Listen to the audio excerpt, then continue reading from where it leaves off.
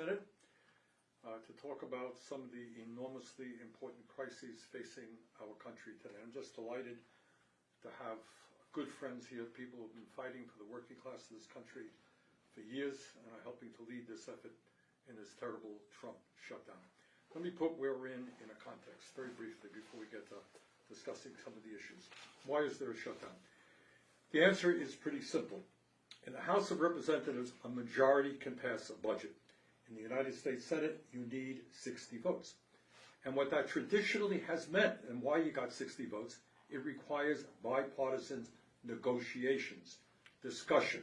They don't have the votes. They got 53 votes. Democratic caucus, 47. You need to talk. For the first time that anyone can remember, what the Republicans are saying, we're not talking. It's our way or the highway. Take it or leave it. That's it. No discussion. Well, that doesn't work for us. It doesn't work for the American people. And one of the key issues out there, what they don't want to talk about, is that if we were to just tomorrow go along with the Republican proposal, this is what happens to you. 15 million of you are going to lose your health insurance. The health insurance system in America, as everybody knows, is broken today.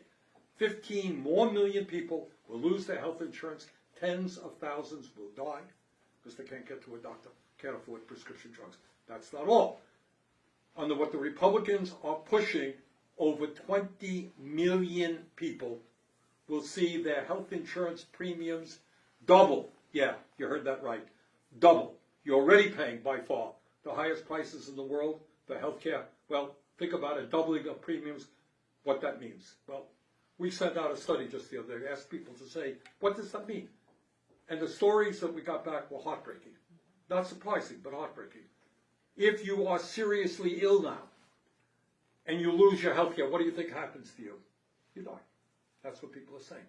If your family is barely hanging on economically now, and you got to pay a doubling in your premiums, what do you think happens to you? You can't afford rent. Maybe you're homeless. Can't afford to buy decent food for your kids. That's the reality that we're in right now. That is what this shutdown is about. But I want to, after we talk about healthcare, I want to get into another issue. I want to start later on with Jeff Merkley of Oregon. I think everybody knows this country is rapidly, frighteningly moving into an authoritarian society. I know you guys know this, a few hours ago, Trump announced that he wants to arrest the governor of Illinois and the mayor of Chicago. This is really insane stuff. All right, that's my take. Elizabeth, take it from there. What are you hearing? So look, let's stick with healthcare to start with, because that's the right place to be. When we talk about what the Republicans want to do, it's not just a little bit. It's about health insurance premiums, you bet, touching people all over this country. But it's also about pushing old people out of nursing homes. Right. It's about telling newborn babies and their mamas, you got no health care. Good luck to you. You got to figure out a way to manage this. It's about saying to people who have disabilities and they've got to rely on that home health aid, or they've got a motorized wheelchair. You know, those are paid for by the federal Medicaid program. And these guys want to come in with a chainsaw. And they just want to say, no. They want to cut that help to 10 million people is the best estimate. 10 million people who will still get sick. Right. Who still need care. Who's the grandmas with dementia who still need to be somewhere. They just want to take all of that away and push it back on families. So I don't know.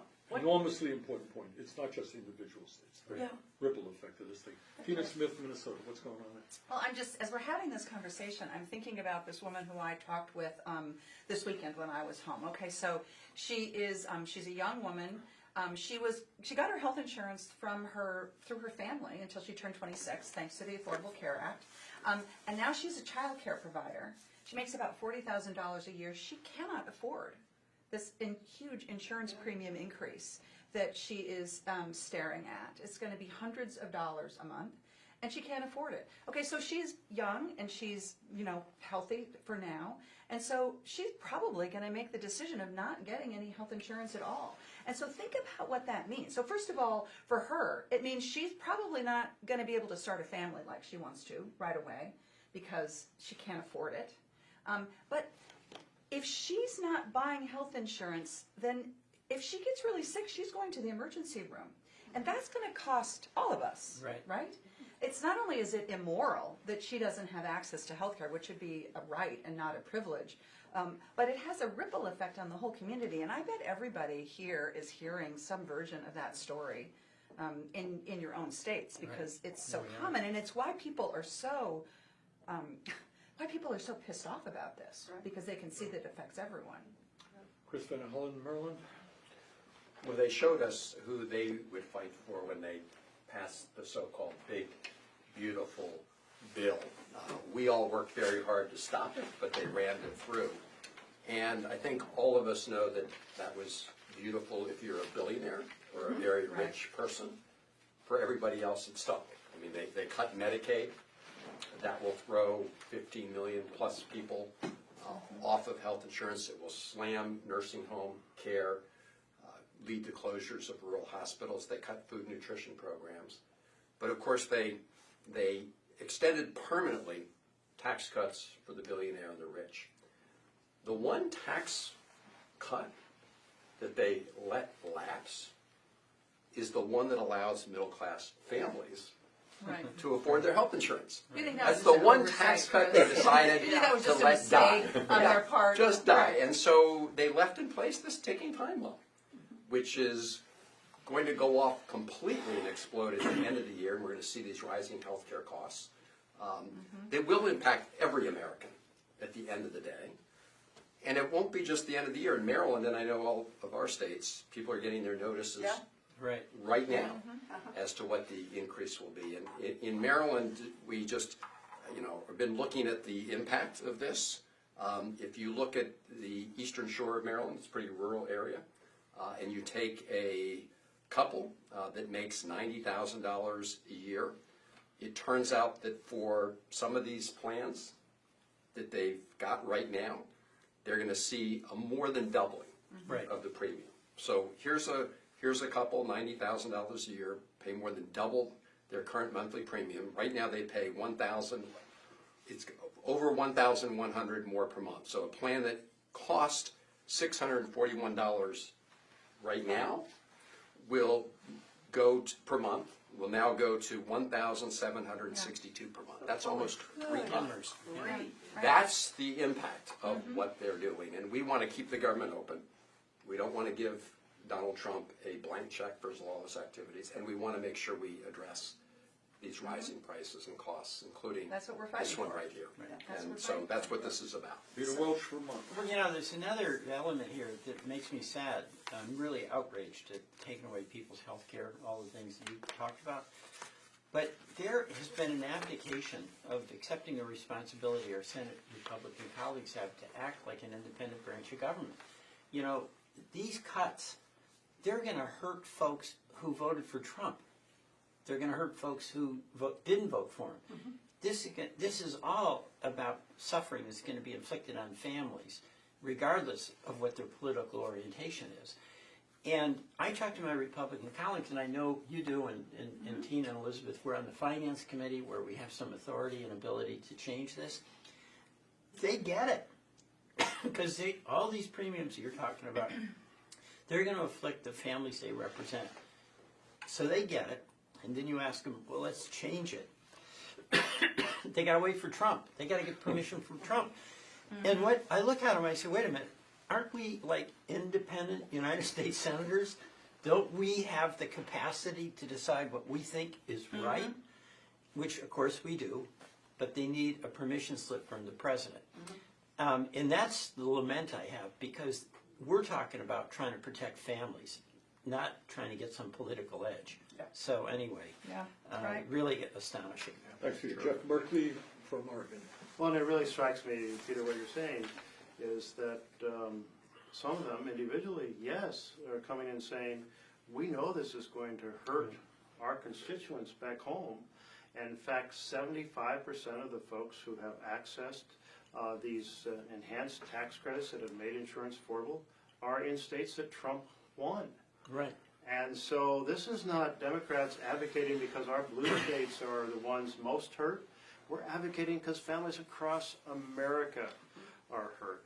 I think about the stats for my state, and individual stories are powerful, and this individual who's 32 years old, he earns $35,000 a year, and roughly his health care premiums will double.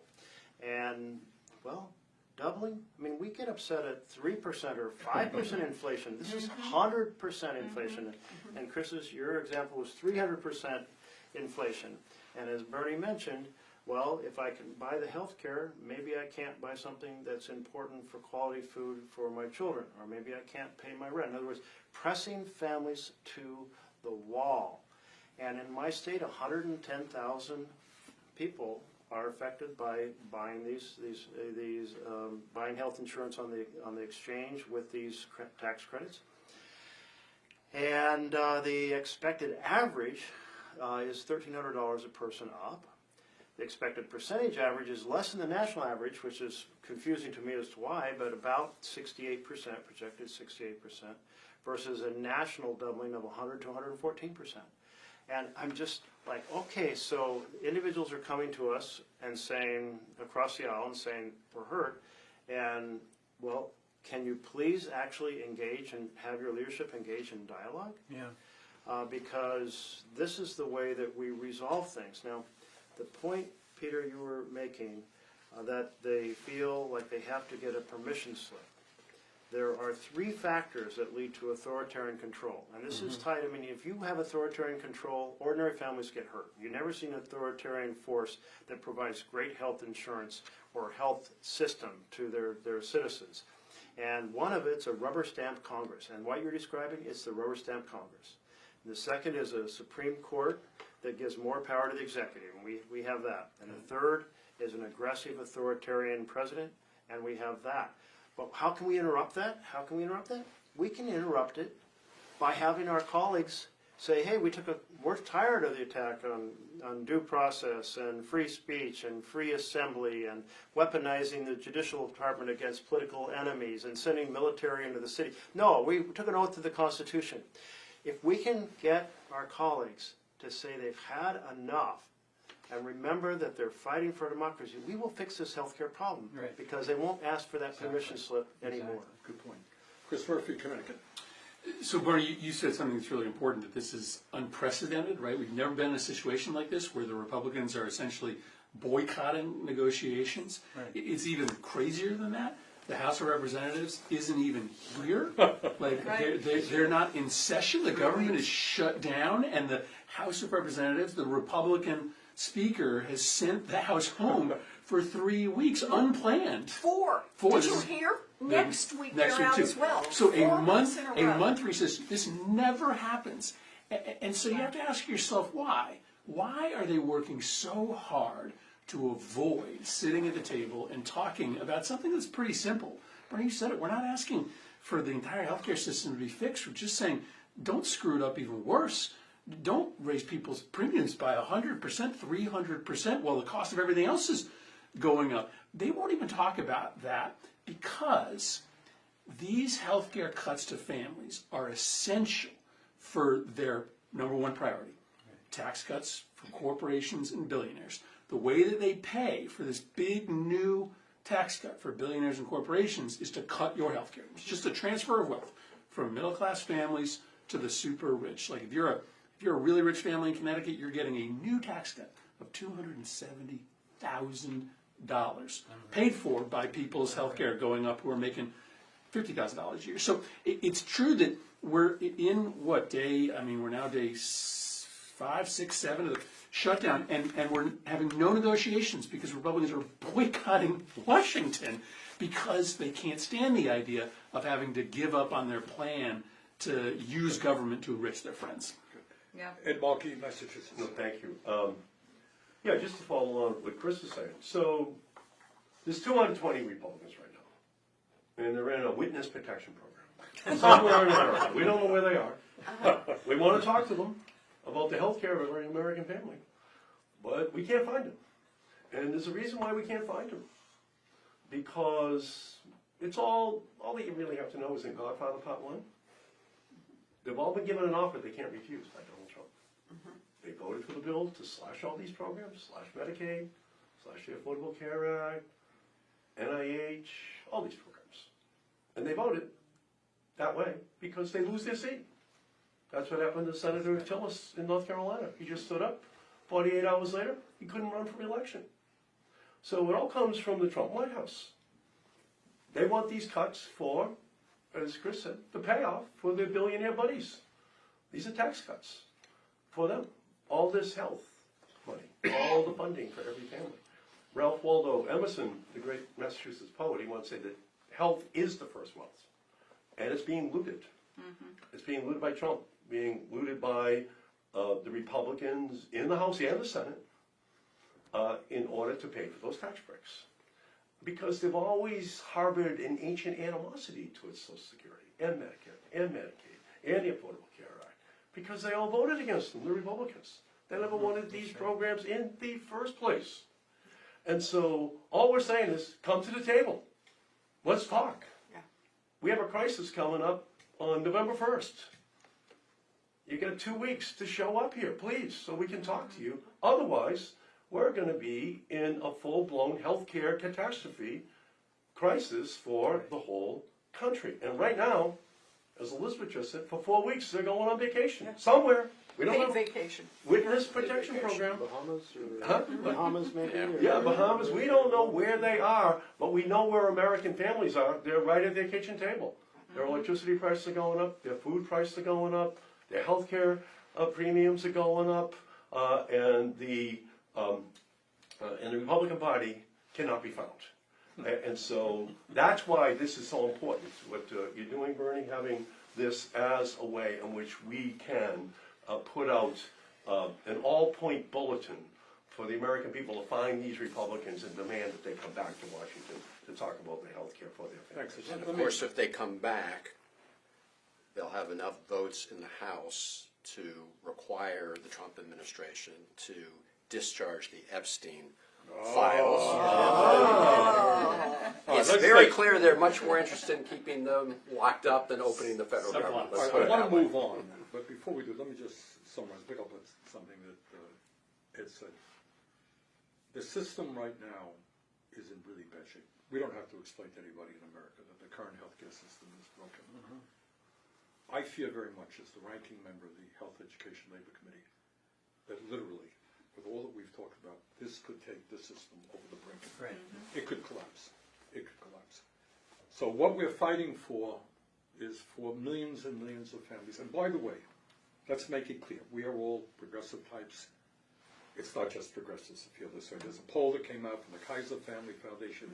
78% of Americans, including 59% of Republicans, want to extend the Affordable Care Act tax credits. Right. Polling numbers are almost as high to deserve Medicaid. That's what the American people want, and that's why these guys have disappeared. Bernie, before we leave this subject, can I just go back to something Tina was talking about insurance? And talking about people making the decision, how many people will just say, I can't do this. You're gone. I mean, are you kidding? A family that goes, what'd you say, from $600 to $1,700? Very few people at that income level have an extra $1,100 that they can put in. Just for a second, I want to talk about the death spiral. And that is when a whole bunch of people collectively say, good grief, on these just opt out. prices. Yeah. A bunch of people opt out, and we worry about people who then have no health insurance. But I want to, just for a second, think about what happens to the people who are left. Yeah. I was talking to someone yesterday who has a very serious condition, and she said her treatments cost $120,000 regularly. Right. And she said, I don't have any choice. I will spend every last nickel I've got on health insurance because I literally will not be able to purchase the drugs that keep me alive. So she was asking the question, who drops out? She doesn't drop out. No, exactly. But the healthiest people, or at least they perceive themselves as the healthiest people. Healthy until you're not. Healthy until you're not. The healthiest people drop out. If they get sick, they still go to the hospital for uncompensated care, right? That's going to load back into the system. But what happens to the remaining insurance pool? And it's a problem with this private insurance, right? Drives the cost up. And then let's go to the next round of price increases, right? And this is what people are talking about. Some of the healthcare economic specialists are saying, we're talking about potentially a death spiral here that brings down the entire payment system for healthcare in America. And there are some of us who want to rewrite healthcare and how it's paid for in America, but this is not the way by having an emergency where you burn the whole damn thing down. Yeah. All right, I want to shift a moment to something I know concerns everybody in this room, and I think the vast majority of Americans, whether you're conservative, Republicans, progressives, independents, whatever you are. We got a president who does not believe in the Constitution of the United States, does not believe in the rule of law. Right. He's attacking virtually every institution in American society which maintains a democratic form of society, whether it is the media, suing the media as friends are taking over the media, whether it is the court system, whether it's the universities, whether it's law systems. As I mentioned a moment ago, I mean, he today announced, insanely, he wants to arrest the governor of Illinois and the mayor of the city of Chicago. He is targeting one of our own colleagues, Senator Schiff from California, Letitia James, the Attorney General of New York. Now Senator Blumenthal. I didn't hear that. Yeah, Senator Blumenthal. He's saying Senator Blumenthal should be investigated. So it just continues. I mean, you're really, it's really scary stuff. Yesterday at the Democratic Caucus, Jeff Merkley talked a little bit about what was going on in Portland, Oregon. Jeff, if you could just tell us what's going on there. Sure, you bet. Let me turn the clock back to the year 2020, 5 years ago, in which Trump sent federal agents into Portland, and people were outraged that they were there, and it resulted in conflict that created a cycle of street demonstrations and for months. Well, Portland recovered from that, and Portland's been a very peaceful place. It's cut its murder rate in half, the best of the 65 largest cities in America. They cut a 20% cut in its violent crime year over year. Well, that's progress. The downtown's starting to come back to life. But Trump remembers that he helped trigger violence in Portland, and he wants to do it again. So he proceeded to say, oh, there's a war zone in Portland, so I need to federalize the Oregon National Guard. Well, the law only allows to federalize National Guard if there is an invasion or if there's a rebellion. An invasion is pretty well defined and understood as some country is on your borders and they're coming in. A rebellion is considered to be, by the conversations that were held at the time the law was created, to be a sizable group, well organized, well weaponized, that's trying to overthrow the government. So nothing like this exists in Portland. Have there been some scuffles and demonstrations over the months? Yes, but nothing out of the ordinary that the local police doesn't handle. But then he proceeds to say, Trump says, well, we can recreate the conditions of 2020. Right. And so the first thing that happens is he does have Federal Protective Services that are outside the ICE building, and they proceed to assault peaceful protesters. As documented not by the major newspaper, the Oregonian, saying somebody said, but saying our reporters witnessed, our staff witnessed the assaults on peaceful protesters. And then Oregon Public Broadcasting observed something that was even more extraordinary, in which the federal agents decided to stage a fake riot. Wow. And they asked the protesters to back up 3 blocks, and they did. There was no physical interaction between them and the agents. And then the federal agents, with their line across, they had videographers behind them, professional videographers. And when they backed them up 3 blocks, they gave the command, and they threw down tear gas and pepper balls and what was the, This flashbang. Flashbangs. oh yeah, the flashbangs, and it sounds like gunfire going Mm-hmm. off. And so you see the smoke and you hear what sounds like gunfire, Looks like and chaos. people are quickly, and so they film that trying to say, oh look, there's a riot. This is a new level that our government, in kind of a wag the dog strategy, is creating a fake riot to try to sell the American people and the courts on the idea that there's a rebellion that has to be quelled. Wow. Well, our district judge said, no way, you can't federalize Oregon. Trump says, well, we're going to send in federalized agents from California and Texas. The federal judge, the district judge says, no, there's no condition here. It's the same issue. Can't come. So now we are seeing that Trump each day is trying to some way to accelerate this crisis. And Chicago was next on the list. And we're anticipating more federal agents will be sent, not National Guard, and Trump's saying, I may trigger the Insurrection Act. Well, the Insurrection Act basically is an exception to posse comitatus, which says you can't use our military against our own people. Long-standing protection. Military is to protect our country, not to be used by an authoritarian against our own people.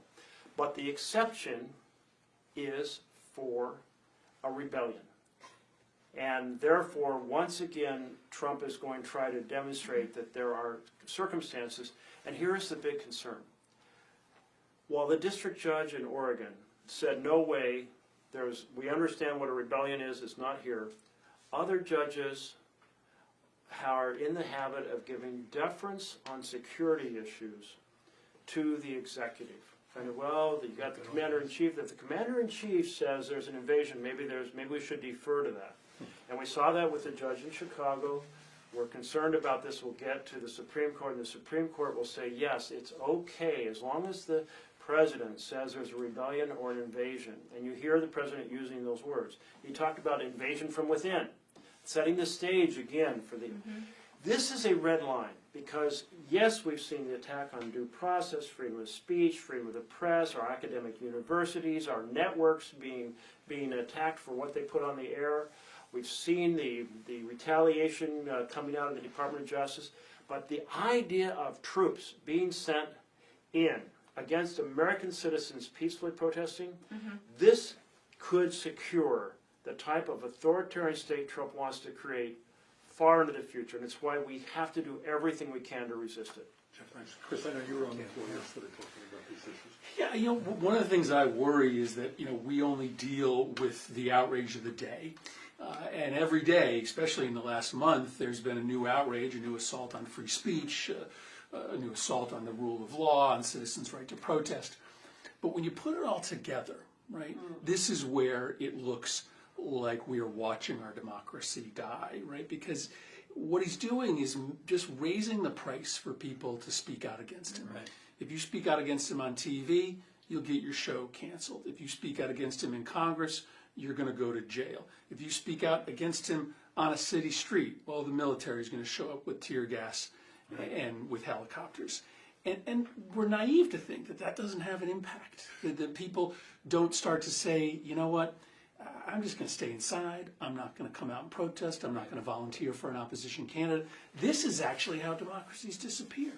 And so when I think about what we're fighting for right now as we're talking about this next budget, yeah, we're fighting about people's health care. We're trying to make sure that folks don't go bankrupt this fall. But we're also asking for something even simpler, that the president just obey the law, right? That we write a budget in which the president actually has to obey, implement the budget, and not use the money we give him to suppress people's speech. So this moment feels kind of overwhelming sometimes because you've got these prices going up on people, you've got the suppression of democracy. But when you really think about it, what we're asking for, boy, it's not the moon. Just don't make people's health care worse and make sure that the president follows the law. But when you put all this together, Bernie, this is probably the most serious threat to American democracy, maybe since the Civil War. And it's not lost, right? He hasn't won yet. This is still in the people's hands to rise up and say, peacefully but forcefully, we're not going to allow for this corruption of our democracy to happen. But the budget can say something about the president having to actually respect the law when he spends the money that we authorize. Let me just jump in there. He is a schoolyard bully. Now, we were at a meeting yesterday, Polster came. Let me throw this out. And what did he say about Democrats? What was the one word that the American people used? We used say the that in word- public, is that all right? It said weak. Weak, That I was mean, the people, word. it's And what Trump does, there's no great secret. I mean, we were at the State of the Union. I never heard anything like it. Attack you personally as a matter of fact. Yeah. And say, these are the enemies. You're the enemies. Not the opposition party. We respect, we work together. You are the enemies. You're insurrectionists. You're terrible people. And getting back to Chris's point, in my view, this is certainly about healthcare. God knows we talked about that. And it's about authoritarianism. But this is a schoolyard bully. And if Democrats caved up, then all over this country people are saying we're scared to death. Who's going to stand up? But if we can rally the American people, and I know you have been active on October 18th, it's going to be maybe one of the largest demonstrations in the history of this country. If we can show the American people that this phony guy who is selling them out day after day wants to undermine what men and women in every one of our states has fought and died to defend, we win this thing, we can start turning the country Yep. around. That's right. And this is the patriotism of fighting back. Yes. That's right. This is the moment to That's- fight back. Yes, yes. The part we're talking about is health care for millions of people, whether they're Democrats or Republicans or don't like any part of politics. But it's really about standing up and saying, we've had enough. That's right.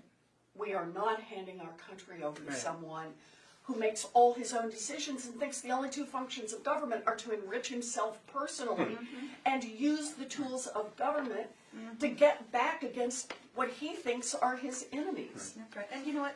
Bullies, he is not as strong as he wants people to think that he Yeah. is.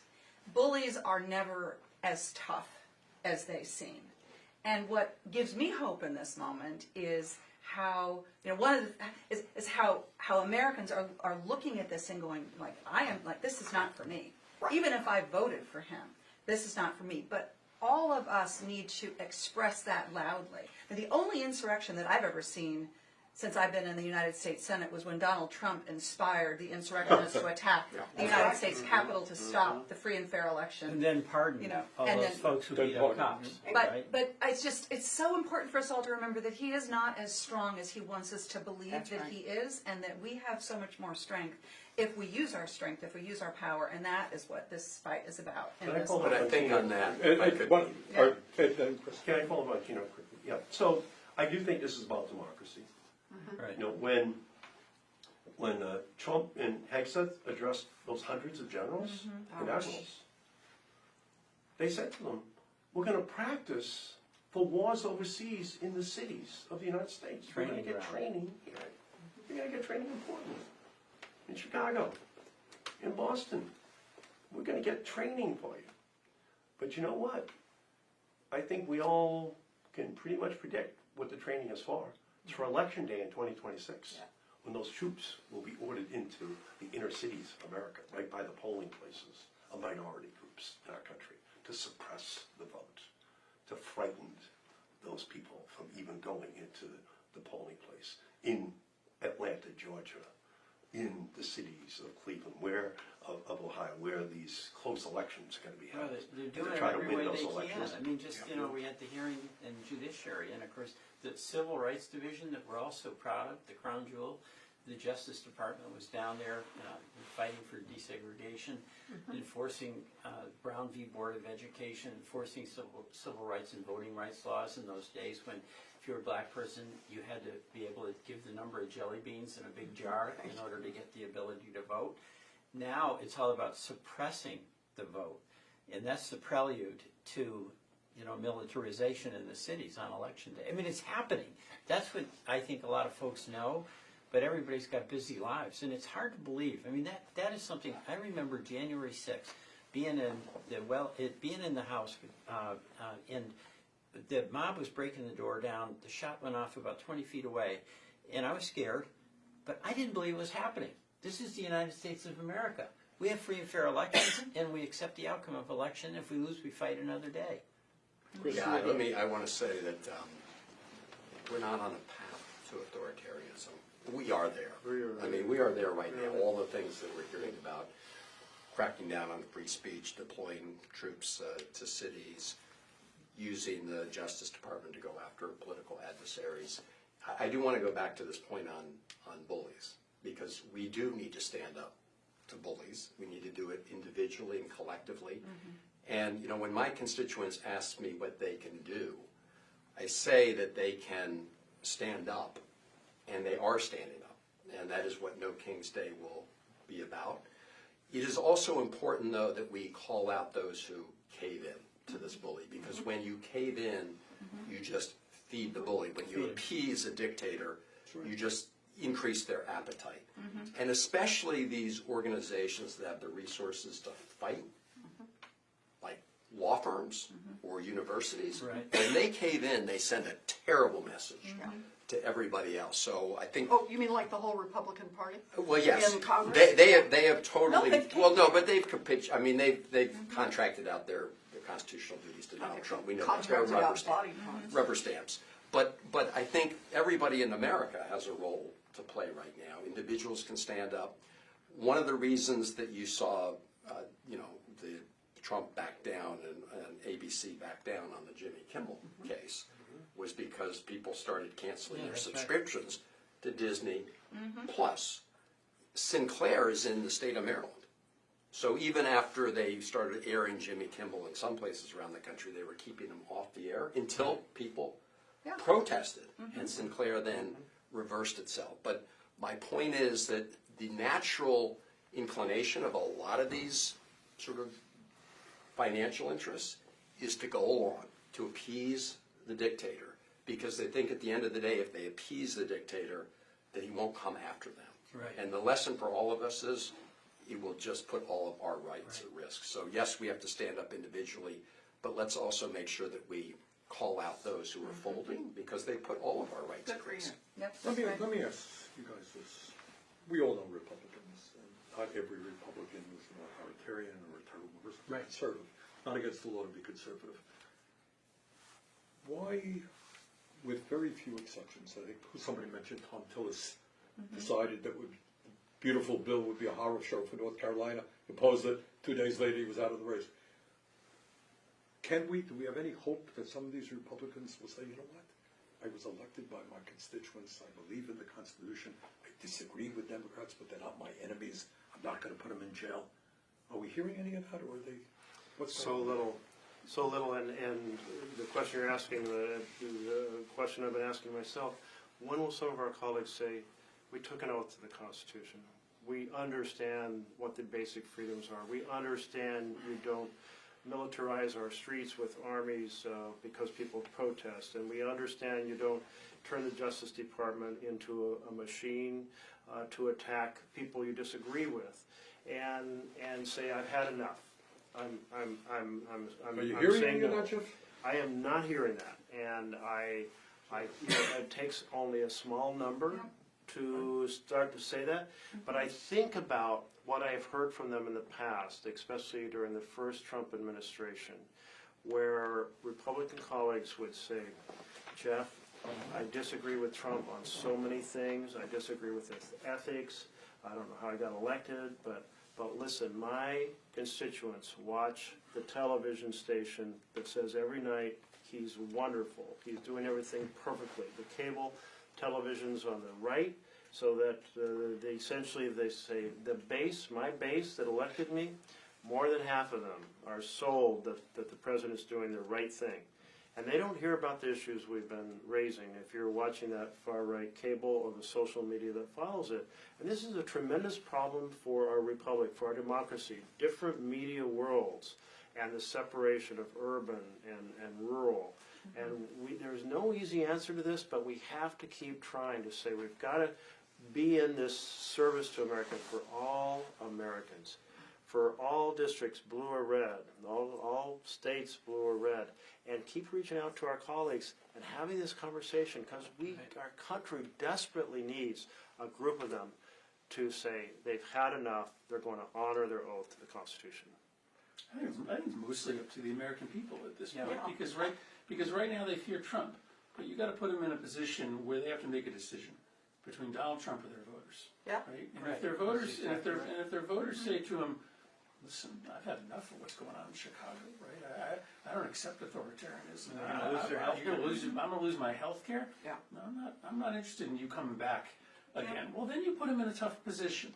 And I think that's starting to happen. But the size of the protests on, October 18th and the ones that will come the week after that, that will matter because Republicans are not destined to care only about Donald Trump's thoughts on them if their voters start to say, we're watching. Well, we see Babula, the congresswoman from Georgia, Green. Yeah, Margaret Taylor Greene. Not exactly an ally of ours, right? You wouldn't see her sitting around this circle necessarily. I don't think so, but she was. She was, yeah, that's right. Did you invite her? I forgot to, maybe next. She's not in town. Well, here's what she says. Yeah. She Yeah, says, I that's have right. 2 adult kids. Yep.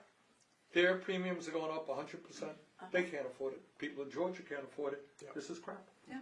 Well, and today in Chicago, a masked ICE agent standing on a roof shot a rubber bullet at the head of a person of faith, a minister, a pastor, who was praying. Oh, God. Really? And this and There's video. Oh, it's unbelievable, and I don't care what party you're in. I don't care what your political views are. As an American, you look at that and you go, "That is so wrong." And I believe that people are going to rise up against that. That's as Chris says, it's going to come down to the people. Maybe because I'm an organizer at heart, and I believe that the power comes from the people and not from us. That is going to be what saves us. Not us, but what saves our country. Congress is a stimulus response institution, and there's nothing more stimulating than millions of people showing up on October 18th. And by the way, it might even be a good thing to have them all home on Main Street, which is turning into Payne Street, for all of those voters back home. Because it's not the fear of God that moves Republicans and Congress, it's the fear of voters. Right. And the more that we fight on healthcare, the more that we fight on this issue that is on every single kitchen table all across the country. And again, we don't even raise Medicaid here, but they're cutting that by $1 trillion. It's 2/3 of all people in nursing homes, grandma and grandpa. Right. They're on Medicaid. Half of them have Alzheimer's. Nursing homes. They'd go home. They'd have to go home. They'd have to be living with the family because it's Medicaid that pays for it. I had a mother who's 78 tell me about her 50-year-old disabled son who's living with her. And it's on Medicaid. And she's just desperately worried about what can happen.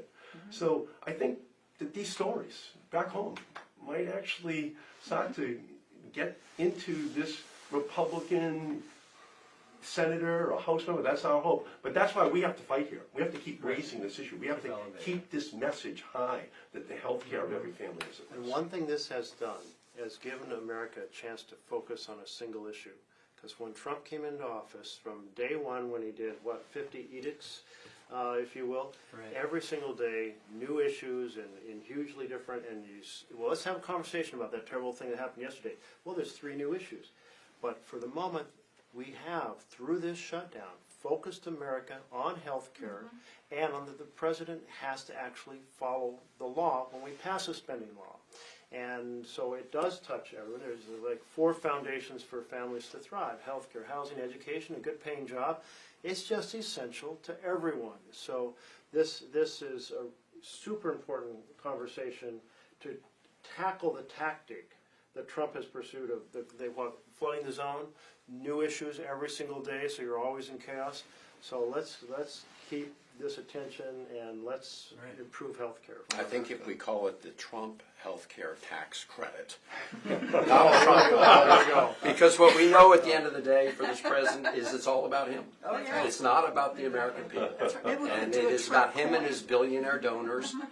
So if it has to be called the Trump, healthcare tax credit to get it passed, maybe someone will break through to him.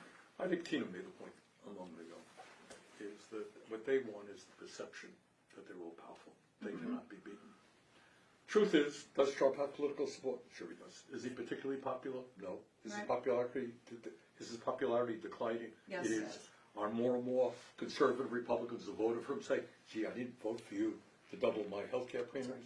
Yeah. Are we District seeing some ministers. breakaways? Yeah. And they're not liking what he's doing. That's right. All right. That's right.